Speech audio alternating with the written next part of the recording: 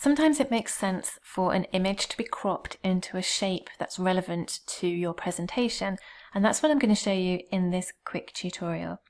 So you can see here we've already got an image inserted on this slide, and I did that by clicking on Insert in the toolbar here, going to Image and Upload from Computer, and then navigating to where my image was saved.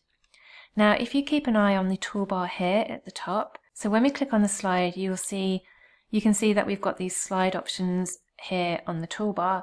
Now when we click on an image, keep an eye on these options here and you'll see them change. So when I click on an image, those options have now changed to the image options instead. So to crop the image to a shape, we click on the image first and then click on the drop down arrow next to this crop image tool here. If you actually hover over any of these icons, they'll tell you what they do. So if we click on this drop down arrow, and then it's a matter of choosing the shape that you want it to change to. So you've got all these basic shapes here. You can change it to an arrow, a call out, or an equation. So I'm just going to go for a call out, and you can see that the image has now been changed into this call out shape. Now you can see we've got a lot of space on the actual picture at the top here, so I'm going to actually adjust the size of the image inside the shape. But I want to keep the actual shape size itself. So to do that, we double click on the image and you can see the outline of the image now. And we can just click and use these drag handles to resize the image itself, and then we can actually move the image up. And when you've done, simply click anywhere on the slide away from the image. If you click on the image and go to Format Options at the top here, this opens up a whole menu over here on the right hand side, and it's full of formatting options for you to go through and edit your image yourself. For example, you can recolor the picture by clicking on Recolor and choosing a color that you want.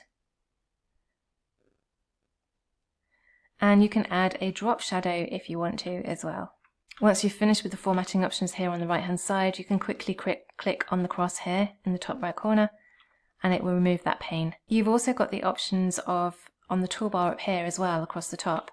So once you've clicked on the image, you can add a border if you want to by clicking on this border color pen here and choosing a color that you like. You can then choose the thickness of the border as well, and you can choose the actual style of the border. So if you want it dashed instead of a full solid line, then you can do that as well. You can also change the image as well. So if you want to replace the image, click on the image first and then click Replace Image here on the toolbar, and go through the same steps as before. So we're uploading from the computer, and then just navigate to another image that you've got saved on your computer, and it will automatically insert that into the same shape. All you need to do is now format that image again if you want to.